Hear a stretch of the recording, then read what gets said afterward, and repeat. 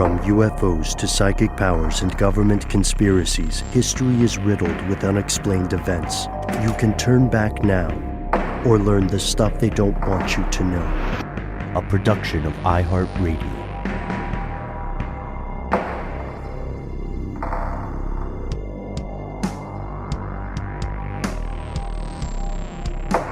Hello, welcome back to the show. My name is Matt. Our colleague Noel is on an adventure, but he will return shortly. They call me Ben. We're joined as always with our super producer, Alexis codename Doc Holiday Jackson. Most importantly, you are here, and that makes this the stuff they don't want you to know. It's time, yet again, for one of our favorite segments, Listener Mail, where we get to share stories from around the world from your fellow conspiracy realists with you. And this episode especially is going to be a grab bag. Our show prizes transparency whenever possible. So just to put all the cards on the table, Matt, without revealing too much, I think it's okay to say that this is kind of a momentous day for us. We are reaching the fruition of a long-running, very secret enterprise. Yes. And credit goes to you, sir.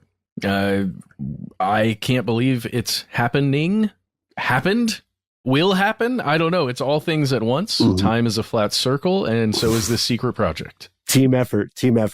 Noel is not here because he is the first of us to get a face tattoo for the show. That's part of the secret project. No, I'm kidding. I hope I'm kidding. I'm just trying to picture.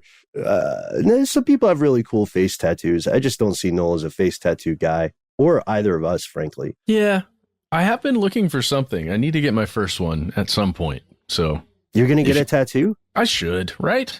I should get at least one. These freckles aren't going to connect themselves, so.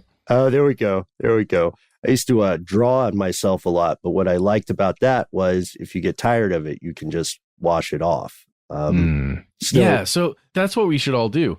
Make a really good artist friend and have them every once in a while make something incredible on your body. Keep it for a little while, and then you can wash it off. Man, I have so many commitment problems. I can't even get a temporary tattoo. That's like the whole afternoon. You know what I mean? What kind of person are you going to be at the end of that? Anyway. My Little Pony, usually. That's, no. I've seen a lot of Paw Patrol. I wonder what role tattoos play in like folklore and in fairy tales. Because for our first letter today, we received a delightful, very endearing note that I thought we could use to kick off today's show. And by the way, folks, today, Matt and codename Doc and I are we're going to try to go through as many as we can, as many phone calls, as many texts and emails, just because this is kind of like, it's kind of like family time for us. You know what I mean? We mean it when we say we want to hear from you. And Matt, I want to put us on, hopefully, again, an endearing note. I would like to read a letter that just came in today that is to you, sir. I don't know if you've read this one yet. No, I have not. All right. Well, here we go. Uh-oh. This is from Lucy H. And the title caught my eye. Matt would not survive a fairy tale. That's the title. Hold on. I'm going to read it along with you. Okay. I kind of disagree for the record, but the title grabbed my attention. Okay. All right. So Lucy, don't worry. It's not a hit piece. So Lucy says, hello, conspiracy realist. Listening to the Flame Witch podcast as a folklore nerd is very entertaining. Will-o'-the-wisp type folklore is one of my favorite types of stories. It really grabs me by the noggin. The thing with these stories is that they are mostly about dangerous creatures rather than being the sort of harmless, playful type that some of us would picture. Most of them are malicious. It cracks me up that Matt is so down to just traipse after it. No disrespect to you, Matt. Love you, man. But that's a bad idea. Or maybe not. Maybe they are just there for a good time. Let me know if you want a list of what not to do in a fairy tale. I've got some items for you. Great podcast as always. Have fun.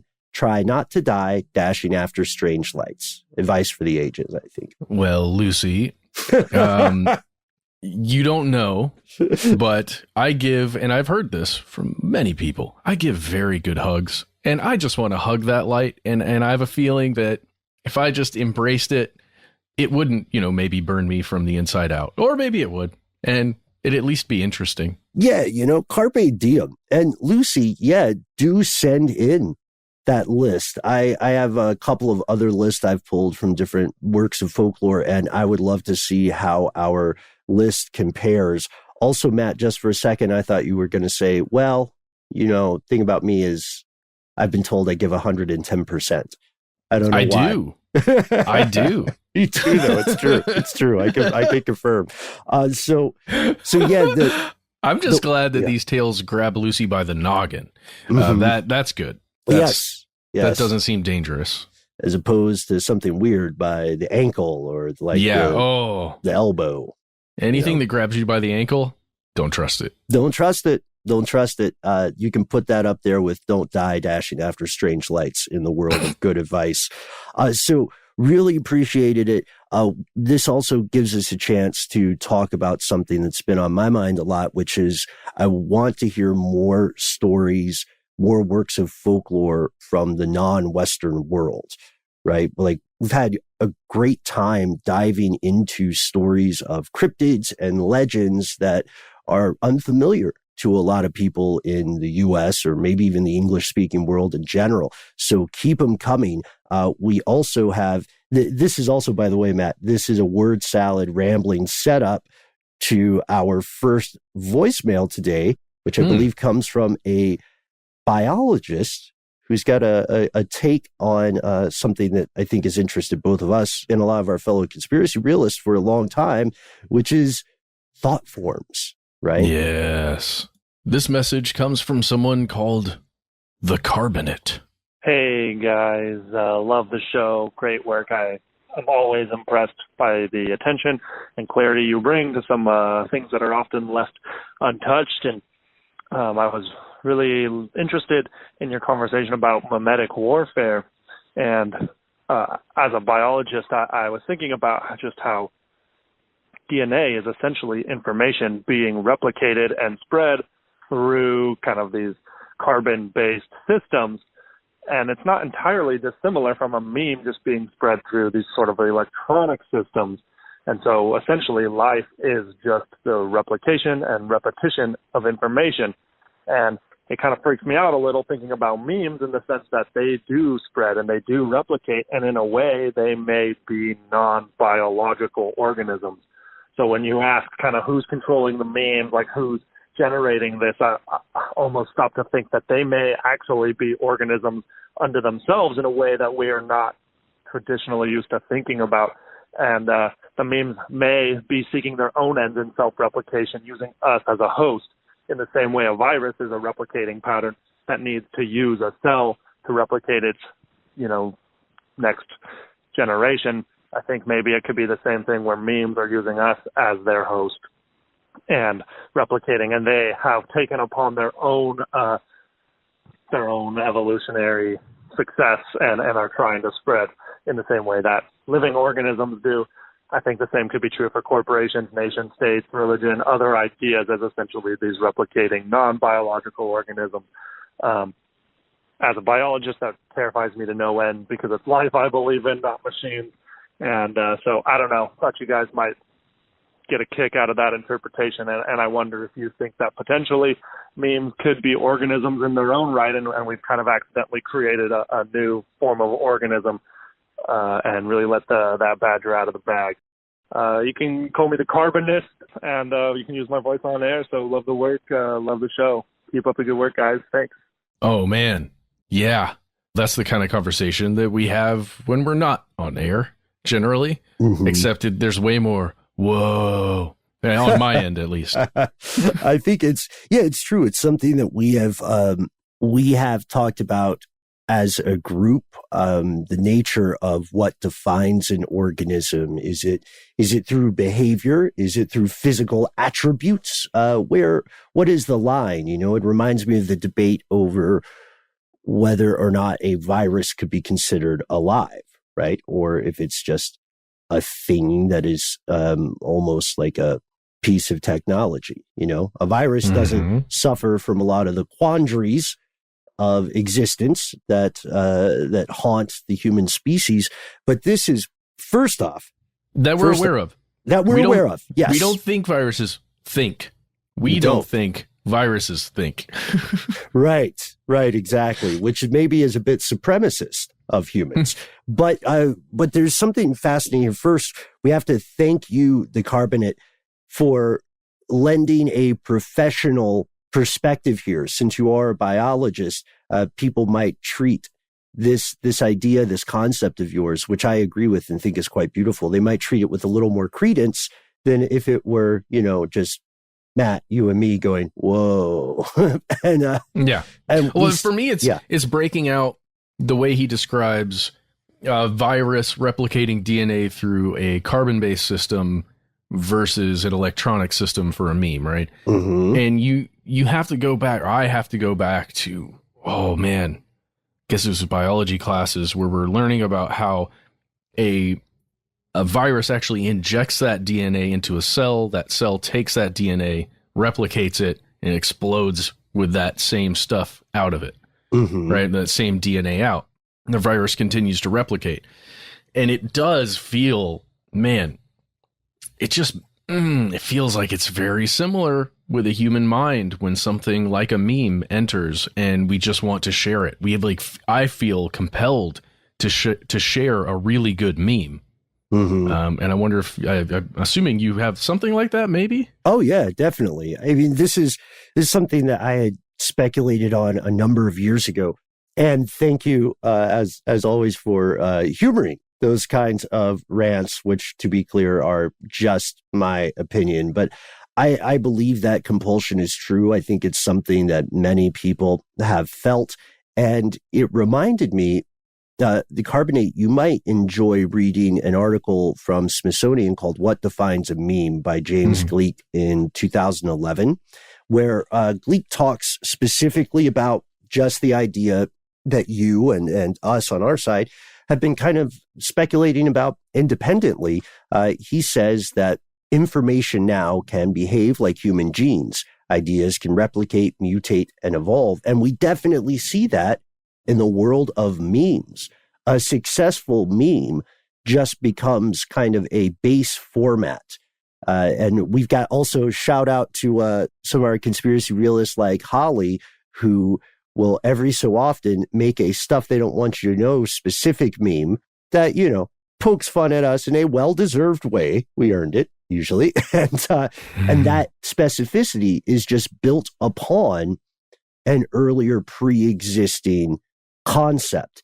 I had this trippy thought years ago, man, and I wrote a short story about it, where the idea was that when two people share an emotion of some sort, whether it is enmity or maybe deep affection for one another, that in this world, in this fictional piece, that idea becomes alive on its own.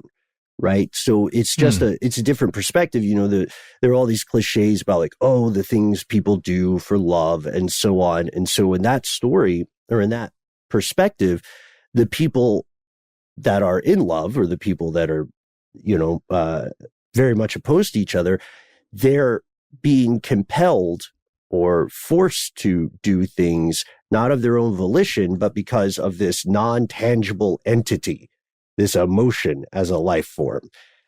That they spawned. Right. And it all started with a really good hug. It all started with a really good hug, one way or another. Yeah. And these ideas, they might sound abstract, but as you'll come to see, spoiler alert, in our mimetic warfare episode, they're not as abstract as they might sound at first. In preparation for that, if you want to do a little homework, folks, do check out that Smithsonian article. I love this idea of conversation. I love the idea of the tulpa, or the thought form, mainly because cognitively and philosophically it can take us to some very interesting places, like this upcoming ad break. Oh, yeah. Wait a second. No. The last thing I want to throw in here, I just looked up a few things for anybody who wants to further check this stuff out. You can find a website called philosophytalk.org, and there is, I think it's a program from 2013 that specifically discusses if memes are viruses of the mind. Pretty cool. It's a YouTube video you can watch. They interview someone named Susan Blackmore. She has some really cool insight on it. She's from the University of Plymouth, or at least she was in 2013.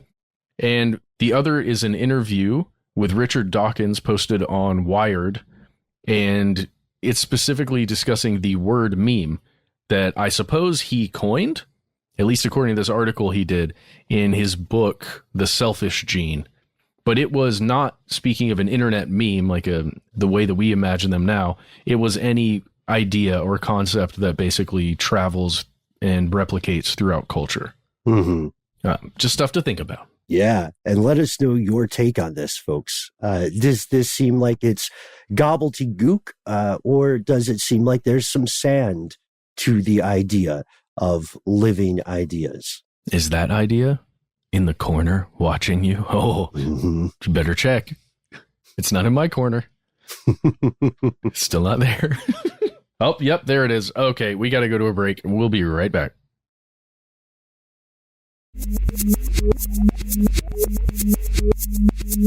And we've returned. Let's hop back over to email. We received a fascinating letter / suggestion from Diana from NJ.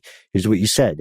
Diana said, "Hi, gentlemen. Just listened to your show regarding past life memories. I find this topic very interesting, but wanted to share the story of Shanti Devi.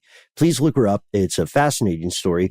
I believe her case caught the attention of Mahatma Gandhi, who set up a committee to investigate, and after spending some time with her, actually agreed that she was truly reincarnated. Love the show. Keep up the conversation and conspiracies, Diana."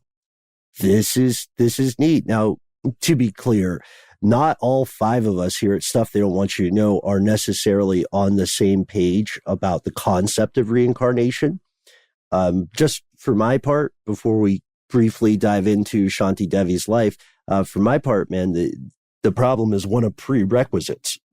To understand the idea of past lives or reincarnation, we have to have a better way of understanding what happens to the mind when someone dies. You know what I mean? Like, does the switch just click off and that's it?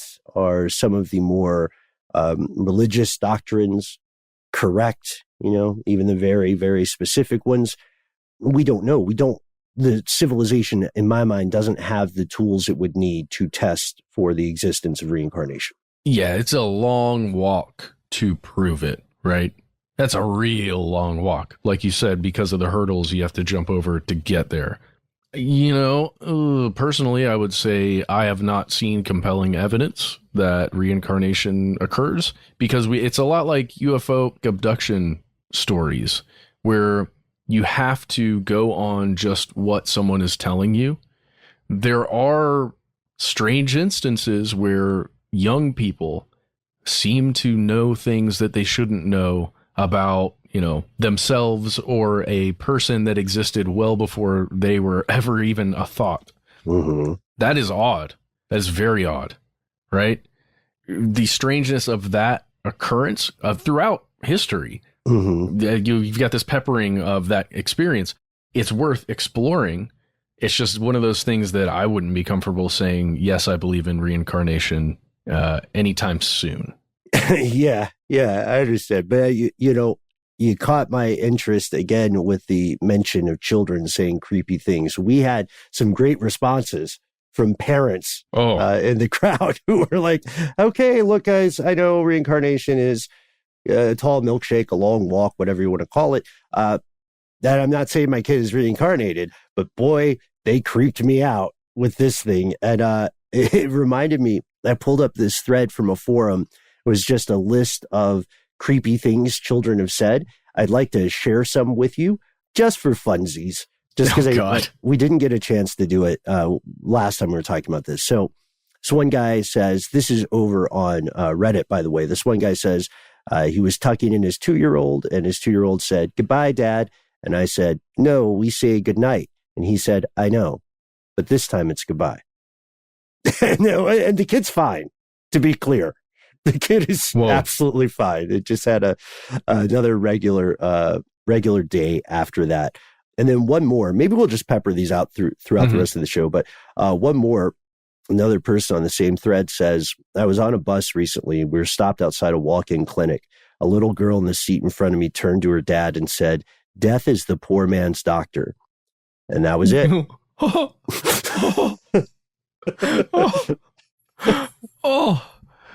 God. Right? Oh, man. So we might throw a few more of those in. Also, please continue to share with us the stories of creepy things you said as a kid or creepy things that your own children have said.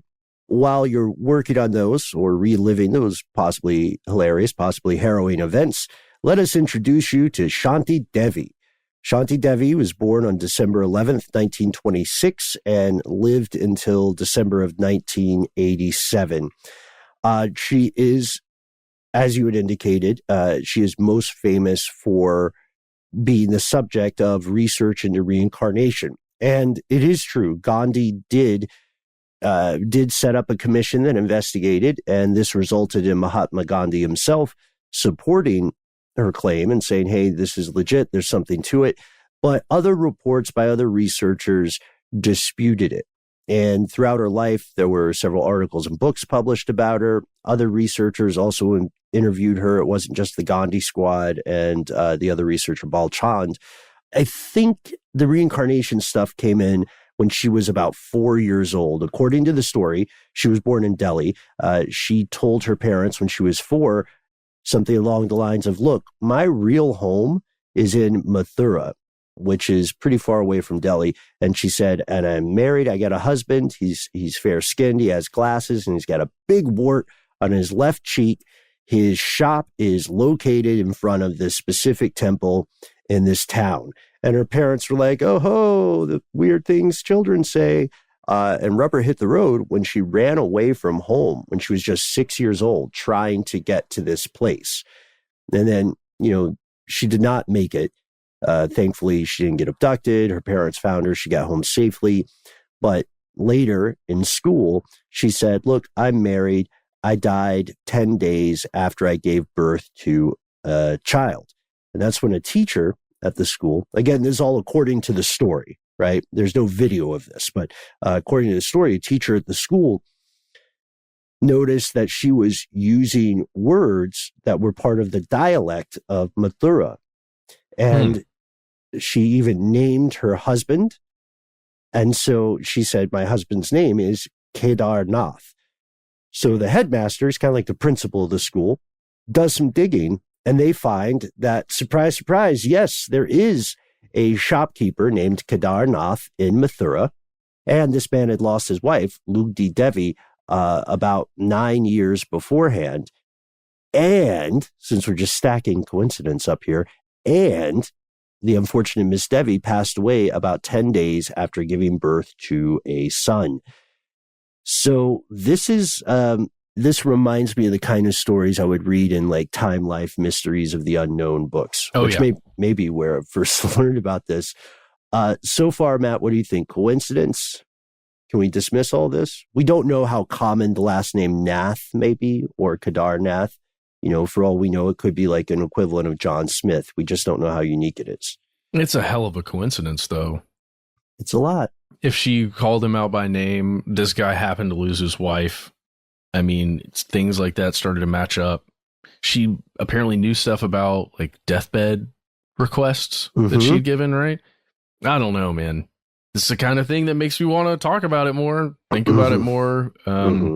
I'm just trying to imagine the experience of just having information in my mind that's just there, that I didn't read it. Well, in this case, she would probably argue that she experienced it. She lived that life. God, that's weird. It's going to hurt my brain. Well, let's keep punishing our brains here, because it turns out this Kedarnath guy traveled to Delhi himself, and he did something kind of weird. He pretended to be a different person. He pretended to be his own brother. But this kid, she's a kid at this point, according to the story, Shanti Devi immediately recognizes Kedar Nath, and she recognizes Kedar Nath's son, the kid Lugdi Devi gave birth to before she passed away. She knew details about his life, and eventually even this guy got convinced, and he said, well, this kid must actually be a reincarnation of my wife who passed away. And this story, garnered a lot of regional attention. That's where the Gandhi Commission comes in. That's around 1935. Because of the time period in which this occurred, of course, there's not like audio or video of this person's story. We're reading written accounts. Also, there's a big question that I have that I don't know. I don't know whether or not we'll be able to answer this, but massive thanks to anybody who can answer this. So if Lugdi Devi passes away and there is some kind of gap in real world time between her death and the birth of Shanti Devi, then like what happened? Where was Lugdi in the meanwhile? In some limbo, in some like metaphysical waiting room? Oh, I'm sure there are numerous explanations for that purgatorial time, right? Yeah. Again, it depends on what you believe. It's what religion did your family believe when you were a kid growing up and you were Shanti Devi's age at that time. Yeah. And then complicating the matter, you may have heard in the background there, folks, one of my cats apparently has some strong feelings because he started caterwauling when we're talking about reincarnation. And, now I can't help but wonder, man, is this cat trying to tell me about its past life? Is it like screaming out like, my name is Derek Jorgensen. I am from Milwaukee. Let me out of this prison. Oh, that would be amazing. That would be. That's why I'm never going to get one of those animal translation devices. I'm sorry. I have great affection for my pets, but I'm not super interested in their opinions. Yeah, I kind of want one for my dog. I swear she says, food now, give me food now, when she barks at me. But well, also dogs are different, and fundamentally so. And I don't mean to sound dismissive of feline opinions. If the technology was there, I would give it a go. But you might be interested to know there is a training pad that some folks have been using, dog owners, to get their dog to quote unquote speak. It's like, I don't know if you've seen this, but you lay it out on the floor. It's a mat or a pad, and it has these various things that say a word when a dog touches it with its paw. Like it touches a square that says like outside or like good boy or, pee pee or snack or playtime, whatever. And watching those videos, I know the problems with those things, like the idea that the dog in question could just be taking visual or body language cues from its owner. But I also really, really like the idea of a world in which dogs in particular can speak with us.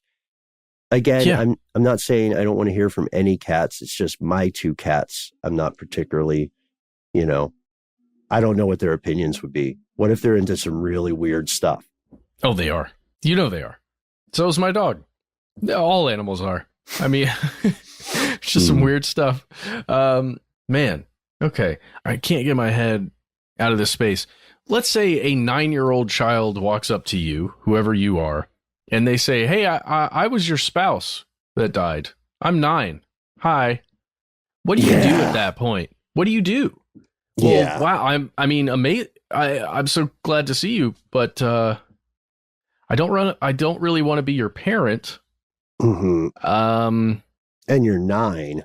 Yeah. So we're not going to get remarried, just to be clear. Cool. It's good to see you. I'm glad you're okay. You get to live again.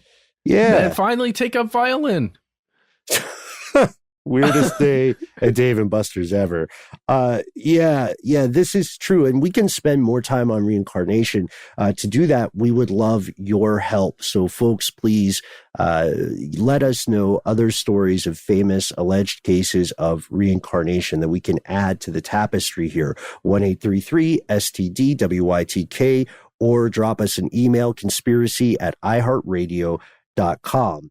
With this, Matt, I think maybe it's time for us to pause for a word from our sponsors and then maybe return with some, what do you think, voicemail? We've got some juicy ones here. All right. Oh, we do. Do you want to hear a weird thing my son said just before we go to break? Yes. Oh, so much. Yes. Okay, so he was playing Mario Odyssey on his little Switch handheld system, and he was playing, and I'm watching him. He's telling me what's happening, and then he pauses.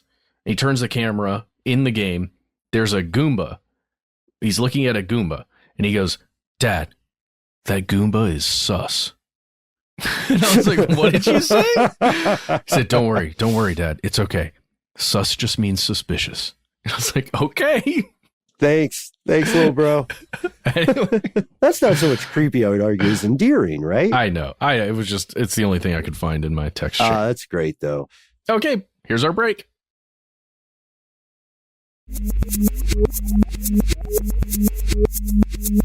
And we have returned. You know, I feel like I was talking a big game at the beginning of this segment. I'm going to say we're going to go through a bunch of stuff. Just because everything we get is so interesting, it can be difficult. And Matt, I'm sure you can agree. It can be difficult for us sometimes in these segments to try to keep it to a concise kind of conversation, right? We always find ourselves on the precipice of a rabbit hole. So, Matt, you found one that I have yet to hear. I'm going to be hearing it for the first time with our fellow conspiracy realist on the air now. And I think Doc hasn't heard it before either. But all you put in your notes was, can I say this part out loud? Sure. Folks, all Matt put in the notes is, "Behold, a pyramid." So color me intrigued. Here we go. This is Mohawk Mick with a separate story, or rather inquiry. There's a pyramid out in the Denver area. No, I'm sorry. It's actually in the Michigan area, outside of Grand Rapids. I apologize, I travel a lot. We looked into it upon finding it. It's a large, perfect pyramid out in the middle of, with nothing around it. Signs saying that drones will be deployed for trespassers. We looked into its past, and it was a central information gathering post originally, and then they tried to make it into a college, and the last we found that there was absolutely nothing being done with it. It's extremely weird scenarios behind its history. I'll send you some links to the information we found and see if you guys could maybe use your expertise to dig a little bit further. Apologize for the beginning of the message here. Again, I travel a lot and I got a little misplaced. Thank you so much again for everything you guys do. So first off, I'm going to point this out. Mohawk Mick, you have an amazing voice. Oh, I know. God. Like, so good. I finally saw that thing on Here's Where It Gets Crazy, our Facebook group, that was talking about the voices of you and Noel, and I finally read through that whole thread. Did you see where I was like, I'm rigging this election? Everyone vote for I did. Matt. I mean, I appreciate that, but I didn't need to be on that list. Come on.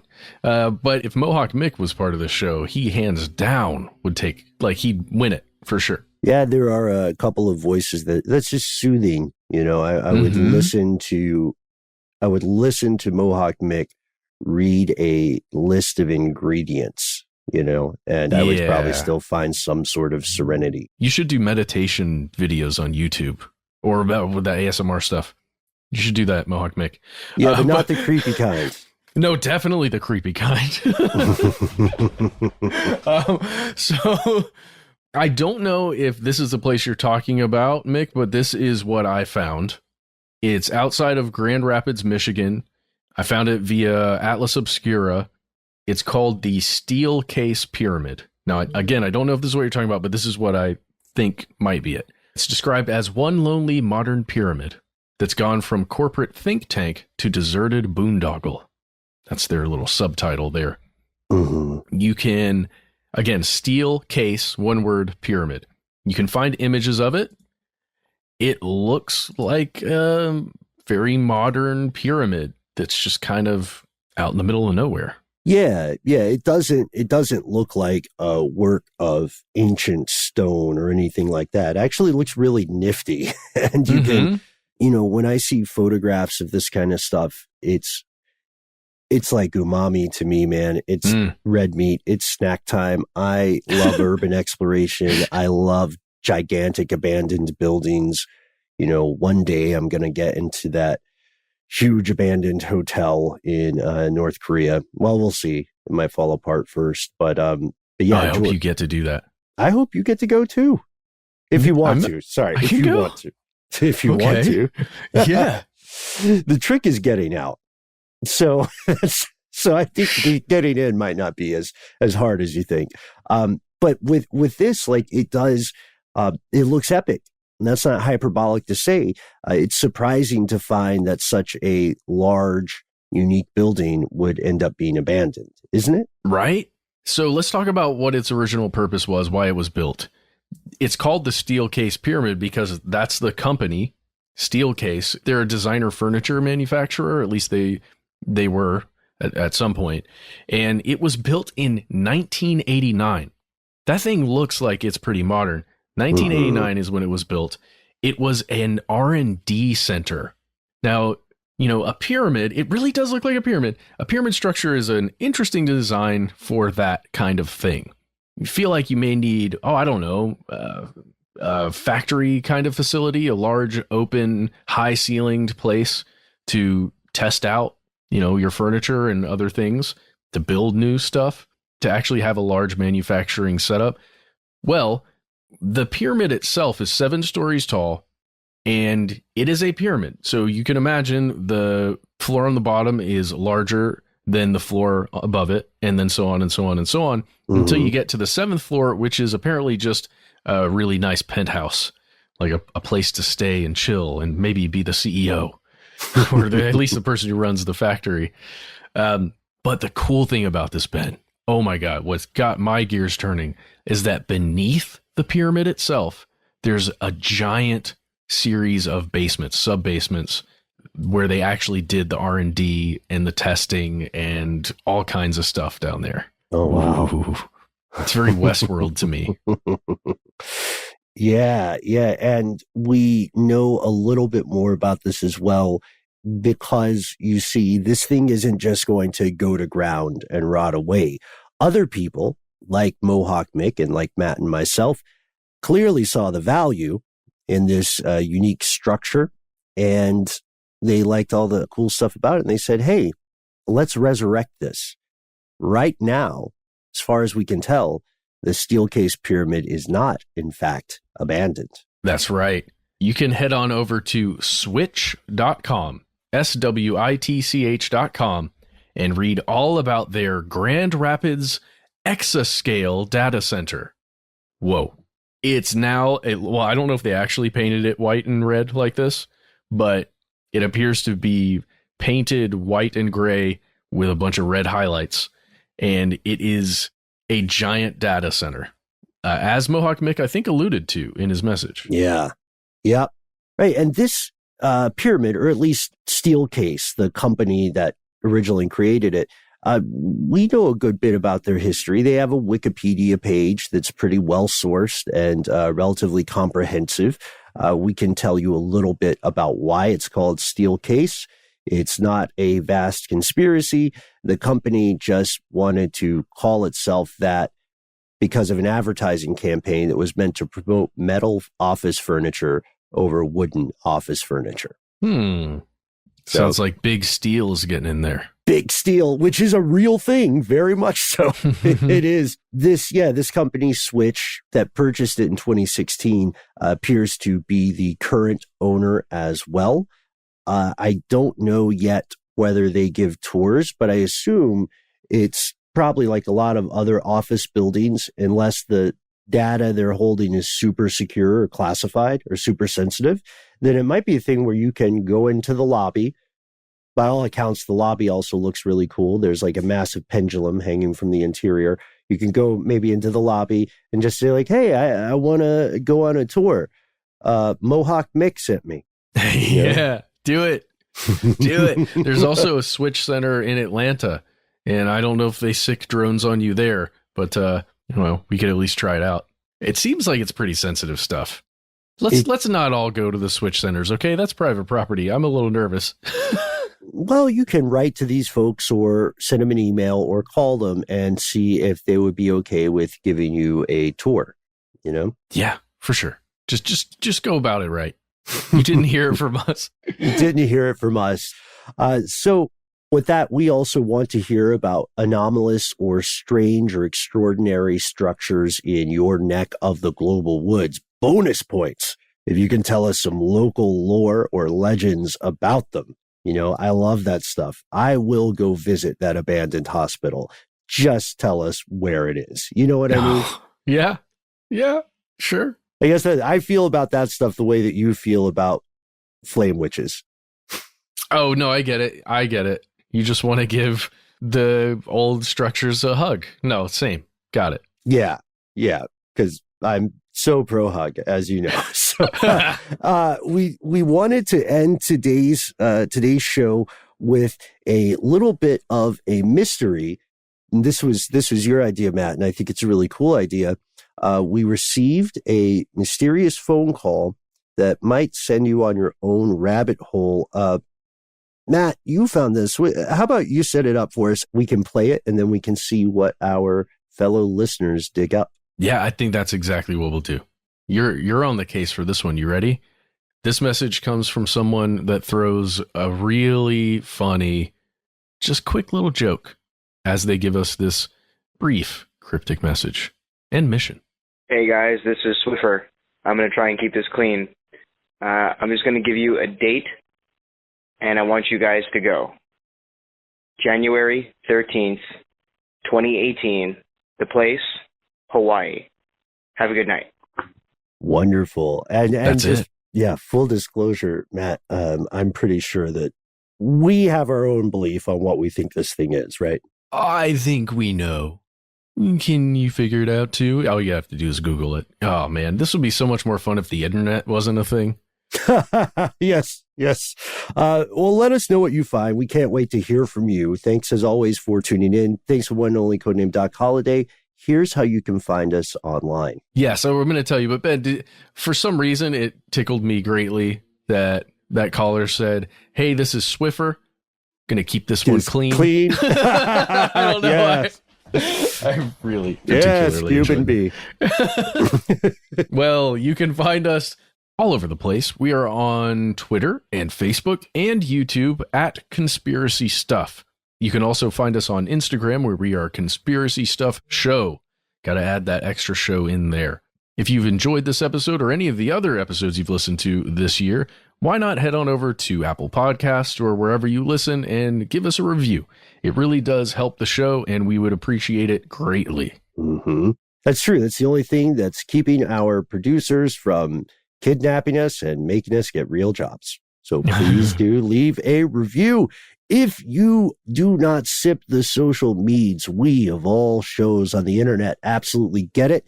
And that's why we always like to tell people we have a telephone number. We have a call-in line. You can reach us right now. It's a true story. Say it with me, 1-833-STDWYTK. 3 minutes. Those 3 minutes belong to you. Make a sick nickname. Give yourself a cool moniker like Mohawk Mick.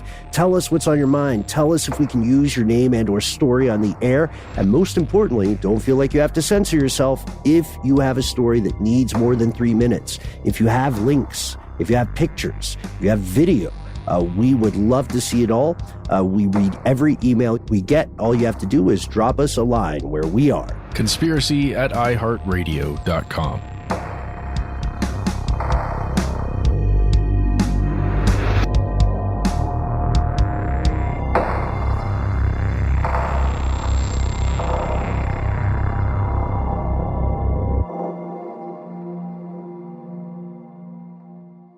Stuff They Don't Want You to Know is a production of iHeartRadio. For more podcasts from iHeartRadio, visit the iHeartRadio app, Apple Podcasts, or wherever you listen to your favorite shows.